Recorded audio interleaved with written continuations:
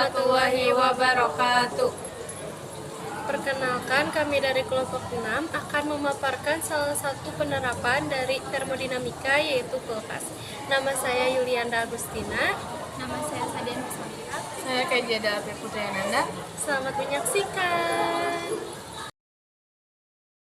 Pengertian termodinamika berasal dari bahasa Yunani, yaitu termos, panas, dan dinamik, perubahan. Adalah fisika, energi, panas, kerja, entropi, dan kespontana. Proses termodinamika berhubungan dekat dengan mekanika statistik, di mana hubungan termodinamika berasal. Termodinamika adalah kajian tentang kalor panas yang berpindah. Dalam termodinamika banyak membahas tentang sistem dan lingkungan. Kesimpulan, benda-benda yang sedang ditinjau disebut sistem, sedangkan semua yang berada di sekeliling luar sistem disebut lingkungan. Hukum termodinamika ada 3 hukum.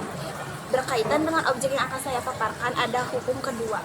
Hukum kedua, termodinamika ternyatakan bahwa aliran kalor dari suhu rendah ke suhu tinggi tidak terjadi secara alami atau spontan. Untuk mengalirkan kalor dari suhu rendah ke suhu tinggi diperlukan kerja atau usaha tambahan untuk kompresi dalam respirasi yang dilakukan oleh kompresor.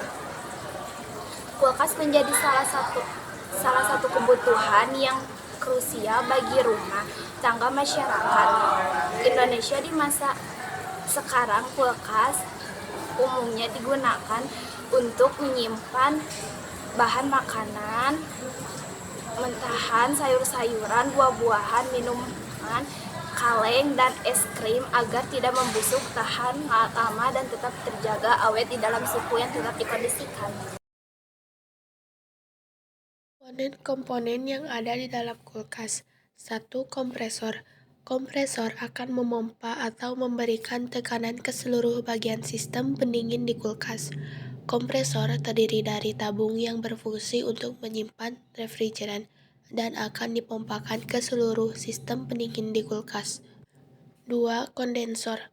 Kondensor berfungsi untuk mendinginkan gas refrigeran yang memiliki suhu tinggi atau panas karena tekanan dari kompresor. Cairan refrigeran yang ditekan oleh kompresor dengan tekanan tinggi akan menjadi gas panas bertekanan tinggi. 3. Filter atau penyaring. Filter ini digunakan untuk menyaring kotoran-kotoran yang terbawa oleh cairan refrigeran.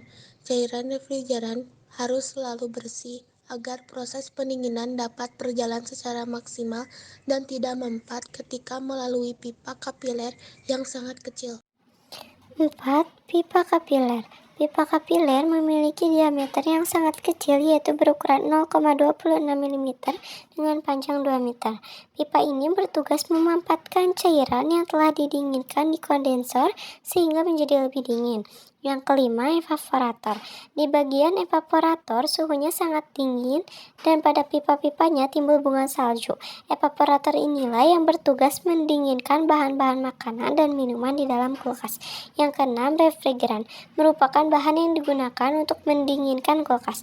Bahan yang umum digunakan untuk dijadikan refrigeran adalah freon. Yang ketujuh, termostat. Termostat adalah sensor suhu yang digunakan untuk mengontrol dingin di dalam kulkas. Sistem kerja pendinginan dalam kulkas.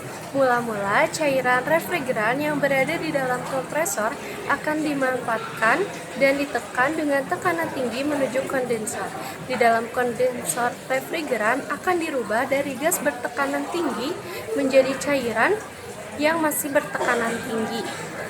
Panjang pipa kondensor untuk kulkas biasanya adalah 7,5 meter.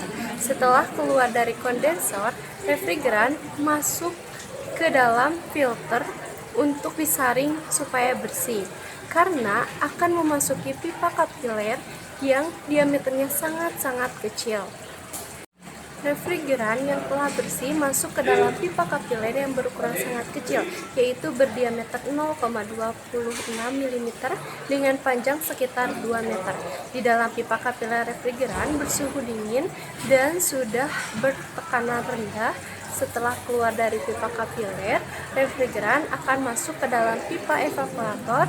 Pada pipa evaporator, refrigeran dalam bentuk gas bertekanan rendah. Pada bagian evaporator suhunya sangat dingin. Di sini terjadi penyerapan kalor di dalam ruang kulkas untuk dikeluarkan keluar ruang kulkas melalui cairan refrigeran.